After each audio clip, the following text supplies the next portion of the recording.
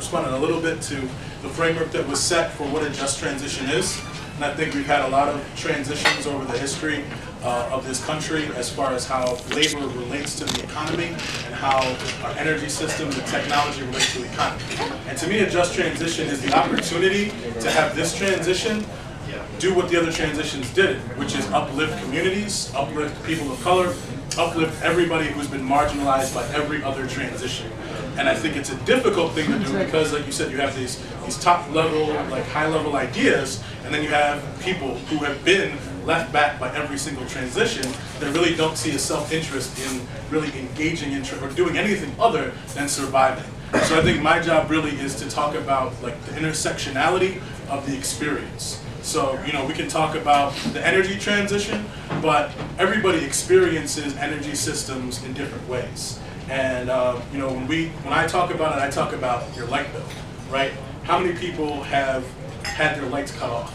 How many people have had to, you know, sleep in a cold or dark apartment? How many people have had housing that was just, you know, should have been unlivable? Legally it's unlivable, but that's how people have to live in Buffalo. And how do you connect that to, you know, the larger system? So, you know, I've spent many nights in dark, cold apartments. And when I was there, I wasn't thinking, man, I really should talk to NYSERDA. I really should. You know, I'm gonna call the Public Service Commission and have them change the regulatory policy. So that doesn't happen. You know, so our job is to say, look, when you're in that dark apartment, you do know that we have the money, we have the technology to make a world where you don't have to pay for this. Where collectively we don't have to pay for this, and where that wealth, those resources, that struggle that you go through doesn't have to be there. And by the way, if you look at your utility bill, you have paid more into the system than the people who live in Amherst, which is our wealthy suburb. You know, you paid more into the system by paying disconnect notices, by being put on LICAP and having interest charged to you, by having HEAP not really pay your bill for you, but just kind of keep the lights on until they can tack onto your bill on March 16th. And then all those experiences, those oppressive experiences with your energy system, those are the reasons that you have a self-interest, a deep self-interest in changing how these systems work.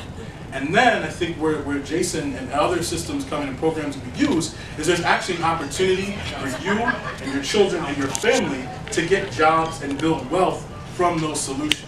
So to me, climate change solutions are economic solutions. And if those economic solutions are targeted at our communities, then they're racial justice solutions. And so the just transition is how do we push these climate change solutions, open up the funding and resources to do weatherization, to do low-income solar, to do shared solar, and make sure, and that's what New York Renews really is about with its racial and economic equity metrics, that we're measuring these investments based on how much they affect race, how much they affect the economy, how much they create new equity with this transition.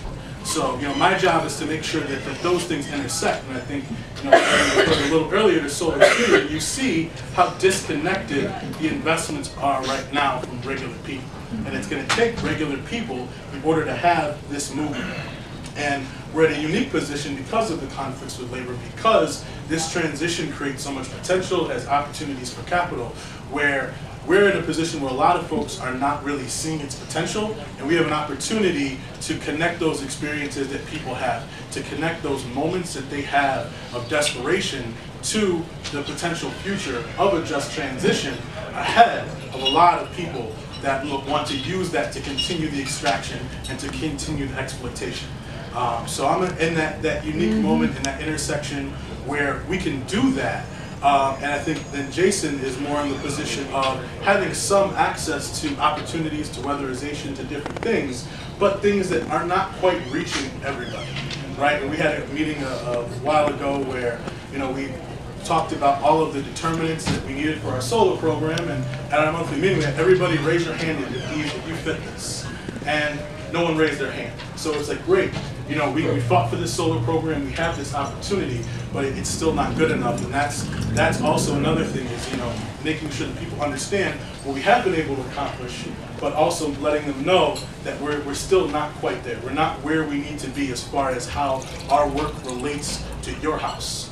And so it's difficult sometimes to get the person that just wants their home weatherized, that just needs a little bit of help to keep coming to meetings and understanding that when they go to Albany to lobby, when they go to fight for these resources that, you know, to keep that pain as a motivation for them to keep going.